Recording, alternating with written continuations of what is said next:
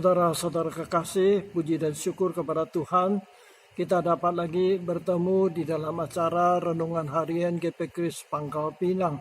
Sebelum kita bersama-sama merenungkan firman Tuhan ini, mari kita berdoa mohon pimpinan dan pertolongan Tuhan. Bapa di dalam surga, terima kasih kami diberi kesempatan belajar firman-Mu di dalam Alkitab. Kami mohon pimpinan Roh Kudus, pertolongan Roh Kudus, supaya kami dapat mengerti firman-Mu ini. Terima kasih Tuhan. Dalam nama Tuhan Yesus kami berdoa. Amin. Saudara sekalian, kita akan melanjutkan renungan kita mengenai riwayat Tuhan Yesus. Dan tema kita pada hari ini adalah Tuhan Yesus menasihati murid-muridnya. Jangan takut, dengan subtema penghiburan Tuhan dalam penganiayaan. Nas Alkitab yang mencatat perkataan Tuhan Yesus ini adalah di Injil Matius pasal 10 ayat 16 sampai 42. Saudara sekalian, di dalam ayat-ayat ini Tuhan Yesus memberi kita beberapa alasan mengapa kita tidak usah takut kepada penganiayaan.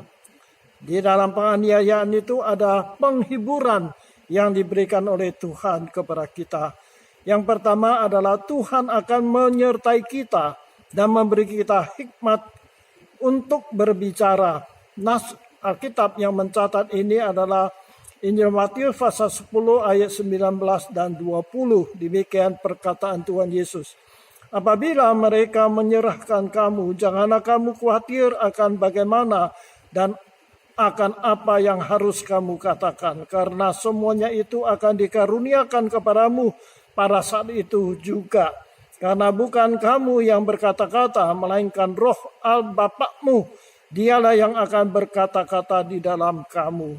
Saudara sekalian, ketika kita diadili oleh penguasa-penguasa, tentu sebagai manusia kita merasa tertekan, bahkan takut. Dalam keadaan yang demikian, kita akan panik. Tidak tahu harus bicara apa, tetapi Tuhan Yesus berjanji, Dia akan menyertai kita dan mendampingi kita, dan Roh Kudus yang ada di dalam hati kita akan memberi kita hikmat untuk berbicara. Tuhan Yesus berkata, karena bukan kamu yang berkata-kata, melainkan Roh Bapakmu. Dialah yang akan berkata-kata di dalam kamu. Saudara sekalian, ketika Saulus belum bertobat dan menjadi pengikut Tuhan Yesus, dia pernah mengalami orang Kristen. Dia pergi ke Damsyik untuk menangkap dan menyiksa orang Kristen. Tetapi di tengah jalan Tuhan menyatakan diri kepada dia dan dia bertanya kepada Tuhan, siapakah engkau? Yang Tuhan Yesus berkata kepada dia, akulah Yesus yang engkau aniaya. Padahal waktu itu Saulus, dia menganiaya orang Kristen, tetapi Yesus mengatakan, akulah yang engkau aniaya.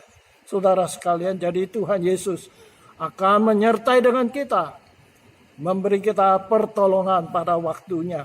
Yang kedua, mengapa kita tidak usah takut? Hal yang tertutup, tersembunyi, akan dibuka dan akan diketahui oleh semua orang.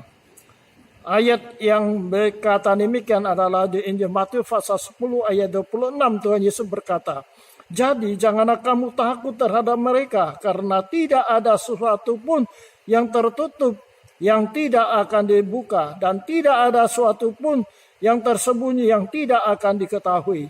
Saudara, pada umumnya orang-orang yang menganiaya murid-murid Tuhan Yesus atau orang Kristen menganggap mereka adalah orang yang benar. Mereka mengira perbuatan mereka menganiaya orang Kristen atau murid Tuhan Yesus adalah membela kebenaran atau membela Allah. Padahal apa yang mereka lakukan itu adalah tidak baik dan tidak benar di hadapan Allah. Jadi saudara sekalian, penganiayaan terhadap orang Kristen adalah suatu kesalahpahaman. Seharusnya mereka tidak perlu melakukan yang demikian terhadap orang Kristen. Oleh sebab itu Tuhan Yesus menghibur murid-muridnya. Siapa yang benar, siapa yang salah, pada satu saat akan terbuka di hadapannya Tuhan. Murid-murid Tuhan Yesus tidak perlu membela diri, tetapi Tuhan yang akan membuka rahasianya. Suatu saat Allah akan menyatakan kebenaran. Tidak ada suatu kebenaran yang akan tertutup. Itu yang kedua. Alasan yang ketiga, mengapa kita tidak usah takut kepada penganiayaan. Orang-orang yang menganiaya murid-murid Tuhan Yesus tidak berkuasa membunuh jiwa murid-murid Tuhan Yesus. Yesus berkata di dalam Matius 10 ayat 28, dan janganlah kamu takut kepada mereka yang dapat membunuh tubuh, tetapi yang tidak berkuasa membunuh jiwa. Takutlah terutama kepada Dia yang berkuasa membinasakan baik jiwa maupun tubuh di dalam neraka. Tuhan Yesus menasihati murid-muridnya, jangan takut orang-orang yang menganiaya mereka. Karena mereka hanya dapat membunuh tubuh mereka. Mereka tidak mempunyai kuasa untuk membunuh jiwa. Yang harus kita takuti adalah takut kepada Allah. Karena Allah dapat membunuh tubuh kita, juga dapat membunuh jiwa kita. Orang-orang yang menganiaya murid-murid Tuhan Yesus hanya berkuasa di dunia ini. Jika mereka mati, maka mereka sama seperti semua orang. Tidak mempunyai kuasa atau kekuatan apapun di dunia akhirat. Itulah sebabnya Tuhan Yesus menasihati murid-muridnya. Jangan takut kepada manusia yang tidak mempunyai kuasa apapun terhadap jiwa kita. Tidak punya kuasa apapun di dunia yang baka. Alasan yang keempat, kita tidak usah takut. Allah akan memelihara murid-muridnya. Kita lebih berharga dari burung pipit. Kalau burung pipit dipelihara oleh Allah, apalagi kita lebih-lebih akan dipelihara oleh Allah. Matius pasal 10 ayat 29 sampai 31. Bukankah burung pipit dijual 2 ekor seduit? Namun seekor pun daripadanya tidak akan jatuh ke bumi di luar kehendak Bapakmu. Dan kamu, rambut kepalamu pun terhitung jumlahnya. Sebab itu janganlah kamu takut, karena kamu lebih berharga daripada banyak burung pipit. Saudara, di zaman Tuhan Yesus, 2 ekor burung pipit hanya dijual 1 duit. Nilai uang yang sangat kecil. Tetapi Tuhan Yesus berkata, kalau tidak diizinkan oleh Allah, 1 ekor pun tidak akan jatuh ke tanah. Murid-murid Tuhan Yesus jauh lebih tinggi nilainya daripada burung pipit. Jikalau Allah memperhatikan dan memelihara burung pipit yang murah, apalagi kita murid-muridnya, lebih-lebih akan dipelihara dan dilindungi oleh Allah yang Maha Kuasa. Bahkan Tuhan Yesus mengatakan rambut di kepalamu pun sudah dihitung. Jadi kita ada alasan tidak perlu takut kepada orang yang menganiaya kita.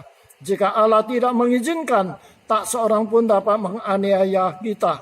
Jika kita mengalami penganiayaan, itu berarti Allah mengizinkannya. Alasan kita yang kelima supaya kita jangan takut. Orang-orang yang mengorbankan nyawa untuk Tuhan akan memperoleh nyawanya.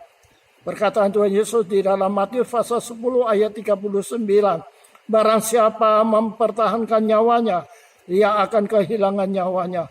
Dan barang siapa kehilangan nyawanya karena aku, ia akan memperolehnya. Ini adalah suatu ajaran Tuhan Yesus yang paradok. Mempertahankan nyawa, yaitu tidak mau mengorbankan nyawa untuk Tuhan. Atau demi menyelamatkan nyawa sehingga menyangkal Tuhan Yesus. Tidak berani mengaku Tuhan Yesus demi menyelamatkan nyawa. Maka orang yang demikian justru akan kehilangan nyawanya. Artinya, seseorang demi supaya jangan sampai dibunuh, maka ia akan menyangkal Tuhan Yesus. Orang ini memang tidak mati dibunuh, tetapi nyawanya akan mengalami hukuman yang kekal di dalam api neraka yang kekal. Sebaliknya, jika seseorang karena mengaku Tuhan Yesus sehingga dibunuh, namun roh jiwanya akan selamat diterima oleh Allah di sorga yang mulia. Alasan yang keenam, murid-murid Tuhan Yesus adalah perwakilan Tuhan Yesus di dunia ini. Bagaimana sikap seseorang terhadap murid Tuhan Yesus, itu sama dengan sikapnya terhadap Tuhan Yesus sendiri. Matius pasal 10 ayat 40 sampai 42 demikian tercatat. Yesus berkata, barang siapa menyambut kamu, ia menyambut aku. Dan barang siapa menyambut aku, ia menyambut dia yang mengutus aku. Barang siapa menyambut seorang nabi sebagai nabi, ia akan menerima upah nabi. Dan barang siapa menyambut seorang benar karena orang benar, ia akan menerima upah orang benar. Dan barang siapa memberi air sejuk secangkir saja pun kepada salah seorang yang kecil ini, karena ia muridku, aku berkata kepadamu, sesungguhnya ia tidak akan kehilangan upahnya daripadanya. Saudara, murid-murid Tuhan Yesus mempunyai status yang sangat mulia dan penting di dunia ini. Dia adalah perwakilan Tuhan Yesus di bumi ini. Jika kita disambut dengan baik, itu berarti orang tersebut telah menyambut Tuhan Yesus dengan baik. Jika kita dianiaya, berarti orang tersebut juga menganiaya Tuhan kita Yesus. Kita adalah duta besar kerajaan surga di dunia ini.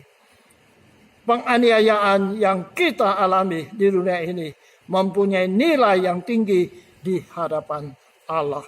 Saudara sekalian, inilah 6 alasan penghiburan bagi murid-murid Tuhan Yesus yang mengalami penganiayaan supaya kita tidak takut menghadapi penganiayaan. 1, Tuhan akan menyertai kita dan memberi kita hikmat untuk berbicara ketika kita dianiaya atau diadili. Yang kedua, hal yang tertutup, yang tersembunyi akan terungkap. Allah yang akan mengungkapkan bahwa mereka yang menganiaya murid-murid Tuhan Yesus adalah salah. Yang ketiga, orang-orang yang menganiaya murid-murid Tuhan Yesus hanya bisa membunuh tubuhnya, tetapi tidak berkuasa membunuh jiwa. Yang keempat, Allah akan memelihara burung-burung, tetapi kita lebih berharga dari burung-burung pipit itu. Tuhan akan memelihara kita. Yang kelima, orang yang mengorbankan nyawa untuk Tuhan akan menyelamatkan nyawanya dan barang akan luput daripada api neraka yang kekal. Yang keenam, murid-murid Tuhan Yesus adalah perwakilan Tuhan Yesus di dunia ini, menjadi duta besar kerajaan surga di dunia ini. Kiranya Tuhan menolong kepada kita. Inilah ada 6 alasan mengapa kita mendapat penghiburan, supaya kita tidak usah takut ketika kita mengalami penganiayaan. Amin. Mari kita berdoa. Bapa di dalam surga, terima kasih untuk firman-Mu yang kami pelajar. Biarlah Tuhan tolong kami supaya ketika kami mengalami penyiksaan, mengalami penganiayaan, kami tetap setia kepada Tuhan. Karena itu adalah suatu hal yang bernilai di hadapan Tuhan. Kuatkan iman kami. Kami doakan bagi saudara-saudara kami yang sedang mengalami penganiayaan karena Engkau. Karena iman mereka, mohon Tuhan, lindungi mereka, kuatkan mereka, supaya mereka tetap setia sampai mereka dijemput oleh Tuhan. Terima kasih. Kami doakan bagi orang-orang yang menganiaya anak-anak Tuhan. Kami mohon Kau celikkan mata mereka, supaya mereka tahu bahwa mereka sesungguhnya apa yang mereka lakukan adalah suatu hal yang jahat di hadapan Tuhan. Terima kasih Tuhan, inilah permohonan kami. Dalam nama Yesus kami berdoa. Amin. Tuhan berkati kita, sampai ketemu lagi.